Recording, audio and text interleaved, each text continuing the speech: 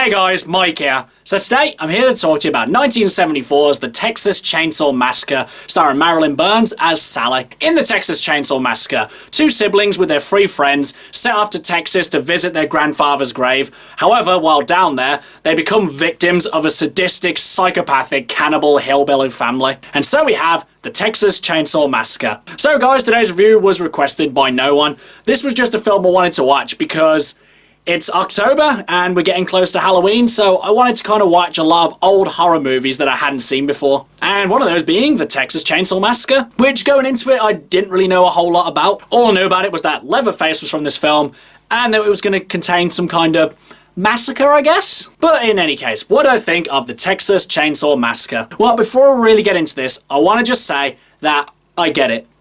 I get why so many people love this movie.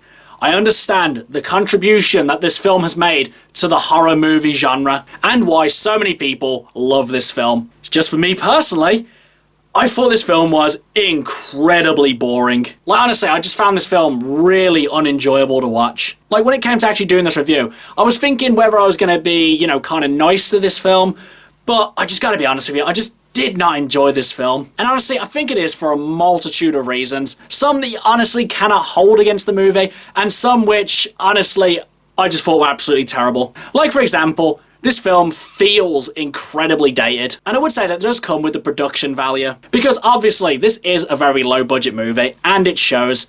You can't really blame a movie for that, but it is something that just becomes very apparent. And the characters as well, if you can even call them that, because there's just pretty much nothing to these people. Honestly, the one character being in a wheelchair has no significance to the story. I don't know, I bet there are people out there who can just probably point to some significant value as to why this guy's in a wheelchair, what he has to overcome and everything like that.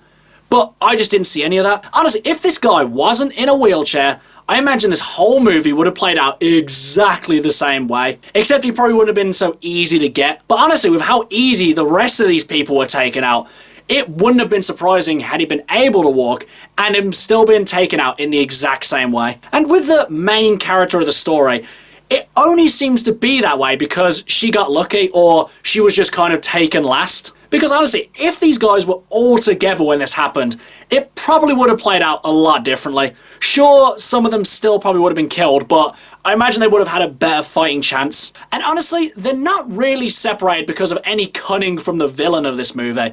It's really only a matter of circumstance. The fact that two of them go off to try and find a place to go swim. The two of them go up to a house, one of them goes inside the house, Leatherface able to get them. The other girl goes in after him, then gets got. The other guy goes to try and find him. He gets got. And then the other guy, just because he's in a wheelchair and couldn't really get away quick enough, is the reason he gets got. And then the final girl, the supposed main character, is able just to run away. But then she as well gets caught, and she doesn't really make it out because of some great character quality, or intuition, or through any natural skill or anything like that.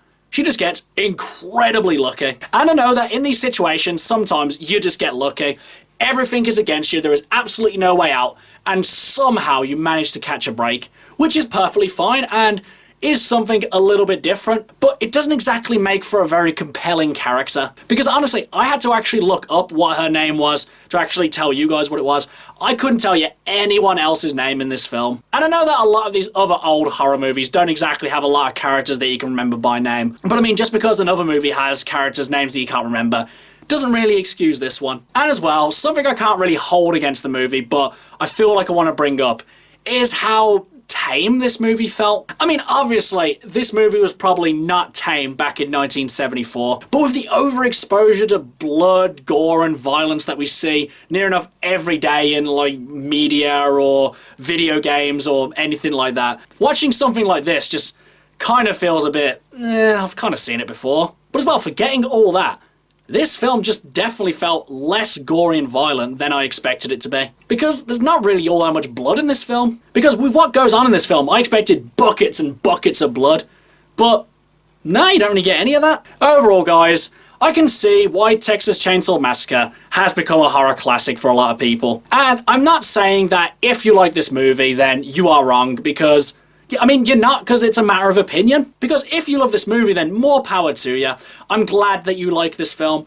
It's just, I didn't really think it was all that, and honestly, I found it a struggle to get through. Even though this movie was under an hour and a half, it just felt like an absolute slog to get through. But do I think you guys should watch this one?